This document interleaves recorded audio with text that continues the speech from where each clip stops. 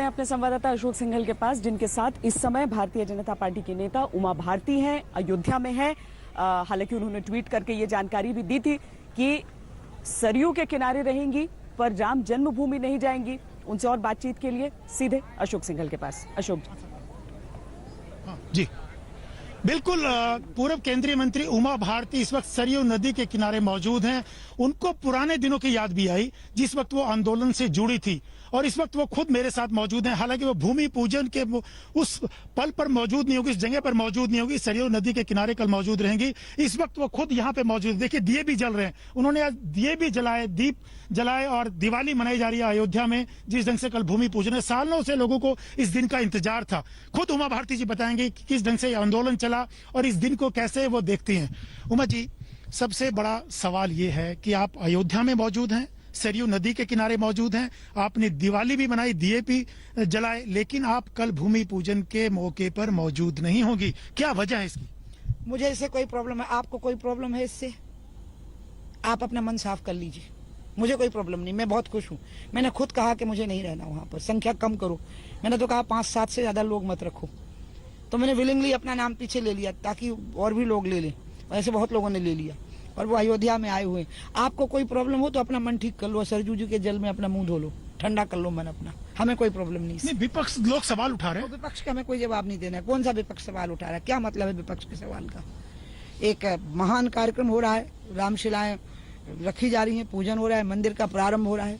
इसमें ये अहंकार पालना कि हम कोई वहाँ पे मौजूद होना, क्यों वहाँ पे मौजूद होना साहब?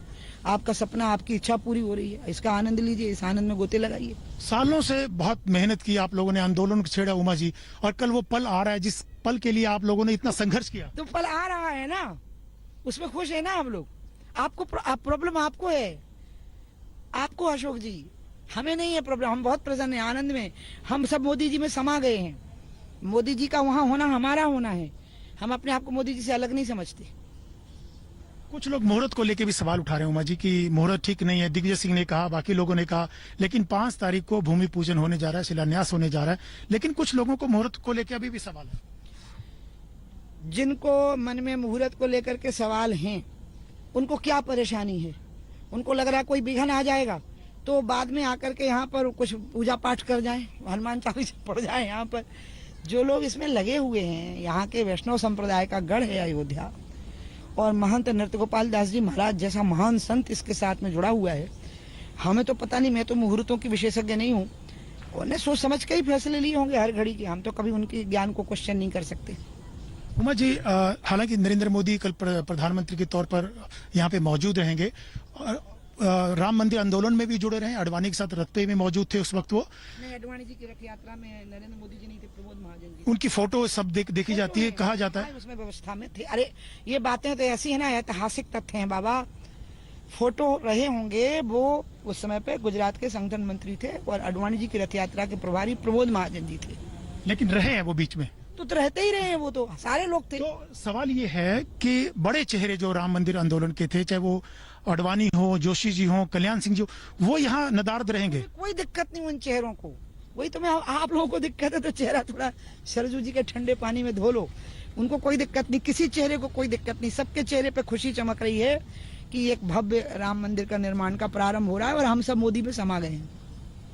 ये भी एक सवाल उठा कि राम मंदिर, बीजेपी अपने आप को कह रही है कि राम मंदिर मुद्दा जो है बीजेपी से जुड़ा हुआ है, और आपने भी ये कहा कि किसी की बपोती नहीं है ये। नहीं, ऐसा कोई नहीं कह रहा है। मुझे तो कल उज्जैन में प्रेस वालों ने सवाल किया कि वहाँ कुछ कांग्रेस के नेता दिए जलाएंगे। मैंने कहा जलाना चाहिए, खुशी में जलाना चाहिए।